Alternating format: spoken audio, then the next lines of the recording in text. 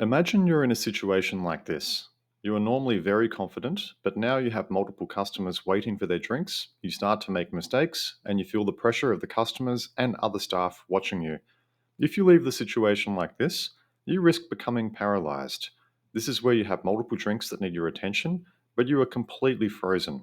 You keep reading the same order again and again, and you essentially make no progress. Work keeps piling up. How do you get out of this loophole and become functional again? Approach number one: do one thing at a time. Look at the order on the screen here. Normally, I would look at this order and immediately get everything I needed to get without referencing it a second time.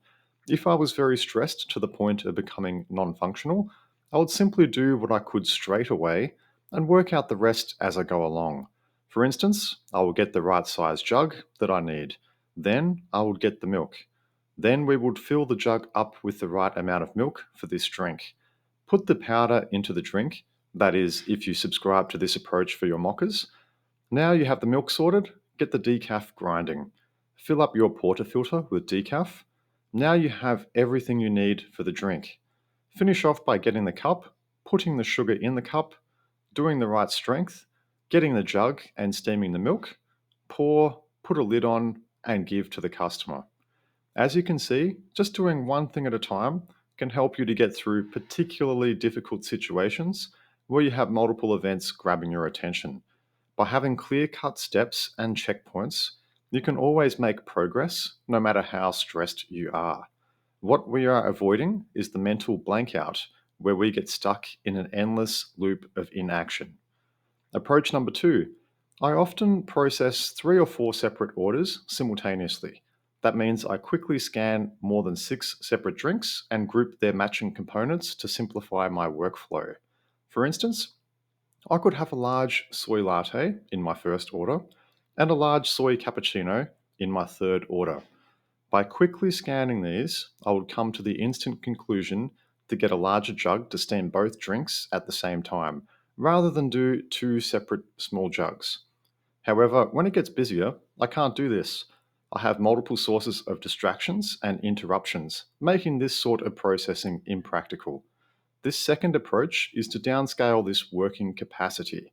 Instead of scanning 3 orders and grouping the similar components together, I would focus purely on a single order and work from the first drink downwards. That way, I won't miss any drinks, I won't make any mistakes, and I will make consistent progress getting coffee consistently out to customers, even when there is a line out of the door. Approach number three: congratulations, you got to the end of the busy period and you have time to breathe.